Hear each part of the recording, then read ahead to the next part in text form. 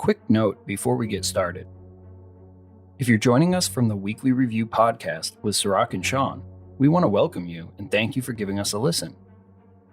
If you haven't yet heard their show, we highly recommend you check out the Weekly Review, available on most podcast platforms, to listen to Sean and Sirach's hilarious takes on some of the week's biggest news stories.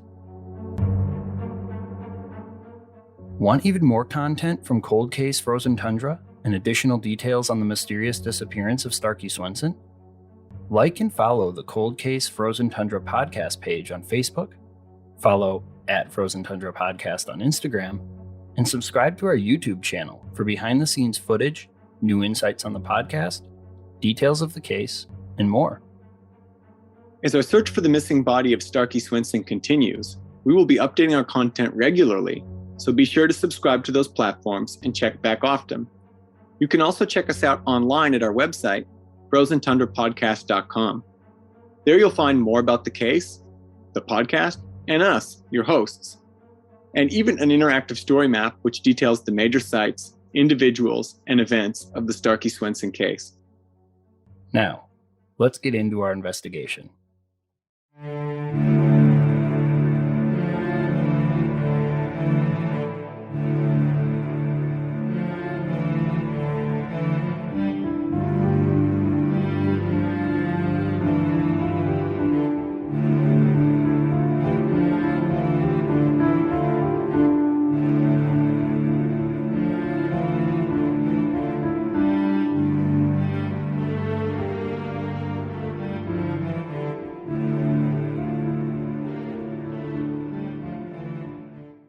On August 13, 1983, Starkey Swenson left his home on bicycle and set off into the Neenah, Wisconsin night. His planned destination and route are unknown. What is known, he was never heard from again. 10 years later, with no trace of Swenson's body ever found, a man was arrested and charged with Swenson's murder. He maintains his innocence, but halts his 1994 trial by accepting a lesser charge and is sentenced to 2 years in prison. To this day, that man, John C. Andrews, refuses to admit any involvement or guilt in the crime. Starkey Swenson's body has never been found. I'm Dr. Jordan Karsten, and together with my team, I've been asked by investigators to help find the body and with it, answers. In this podcast, we will review the case in detail, applying today's knowledge and technology, and will chronicle the effort to locate and recover the lost body of Starkey Swenson. This is Cold Case Frozen Tundra, Episode 2, There, Now You're Dead.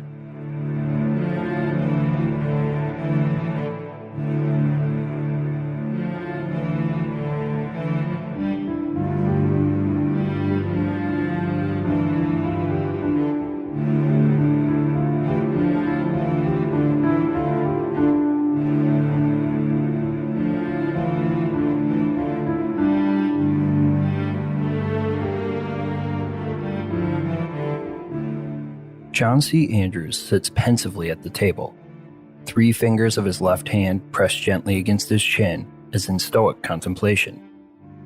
Charcoal suit, black tie, and crisp white shirt, his thin graying hair swept smartly to the side, Andrews presents as a stately man of 54 years.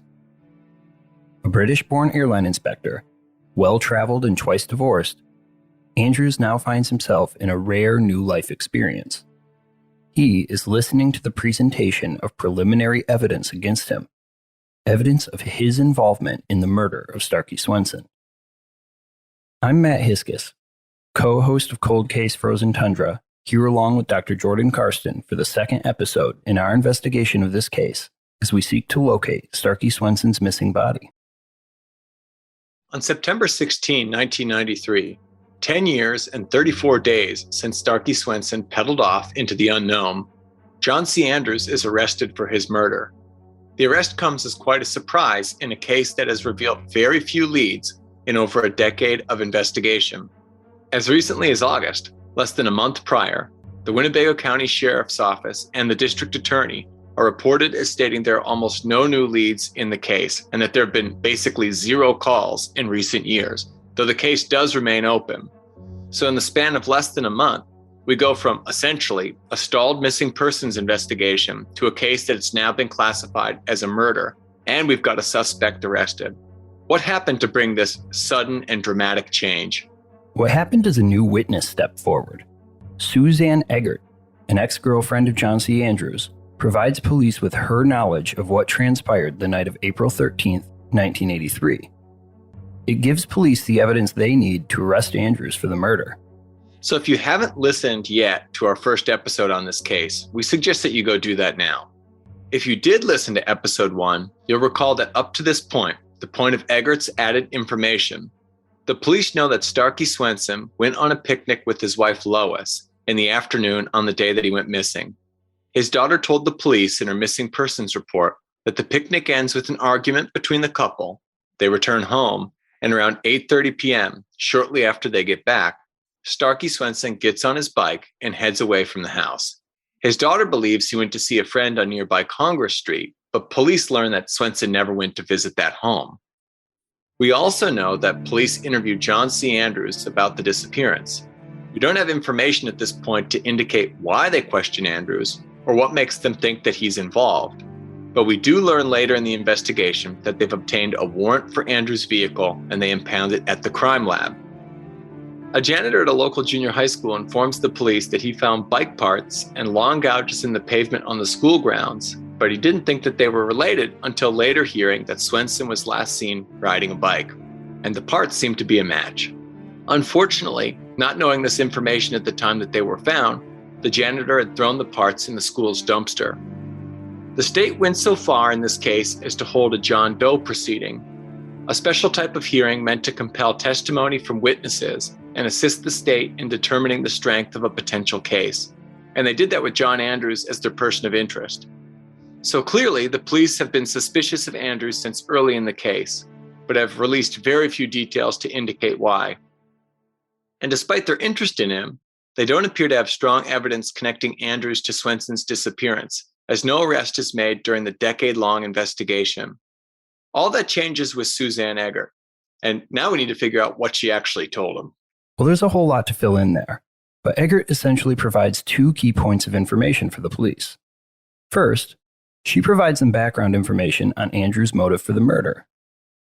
Second, she states she was near the scene of the crime on the night it occurred, and, although she did not witness it directly, tells police details that allow them to construct their understanding of the event.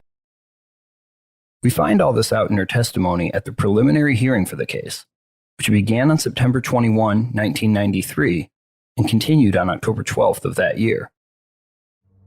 Suzanne Eggert, at the time of the murder in 1983, is involved in a relationship with John C. Andrews. It's unclear how long he and Suzanne have been dating, but he's been divorced from his ex-wife, Claire Andrews, for about a year.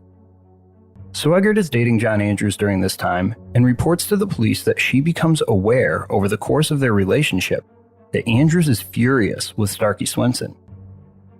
Andrews tells her that Swenson is involved in a long-term affair with Claire. She says Andrews brought Claire up often and was, quote, in love if not obsessed with her, end quote. He was so angry about Starkey and Claire's affair that he once drove Eggert past Swenson's home and whispered, quote, that's where Starkey Swenson lives. I'd like to kill him, end quote. We don't know whether the police were already aware of Swenson's affair with Claire Andrews, but it's likely that they were. This might explain their interest in questioning John Andrews about this case from an early stage. It also sheds new light on the importance of the Shattuck Junior High School site where the bike was found, as that is located directly across the street from Claire's house. Right, so Suzanne Eggert gives the police a pretty insightful look into the potential motive for John Andrews to murder Starkey Swenson. That's big, but this isn't her only role in this case. Likely even more important is the information that she's able to provide from the day of the murder. What's really interesting is that she's able to fill in the timeline for much of that day. It's quickly apparent that Eggert is set to be one of, if not the only, star witness for the prosecution in this case. Suzanne starts her testimony in the afternoon on August 13, 1983, the day that Starkey Swenson disappears. She states that John Andrews had told her that he was going to stop by Claire's house and that she expects he'll be coming over to see her after his visit with Claire. So Suzanne knows John is stopping to see Claire. She can't be very happy about this, given that she's already told the court that John was still in love with his ex-wife. But at least he's coming to see her once he wraps up that visit. But the day drags on. Suzanne is still expecting John to turn up at her house any moment, but he still hasn't come to see her by mid-evening. Eggert states that she gets bored of waiting and begins to wonder why he hasn't shown up. She leaves her home on Grove Street and drives past the home of Claire Andrews, just a couple of blocks away. It's around 8:30 or 9 p.m. Suzanne sees John's car, lights on, backing out of the driveway. John appears to be leaving Claire's house right at that moment. Suzanne's expecting him to come to her place when he leaves, so she quickly turns around in order to be there when he arrives. Only John doesn't come by.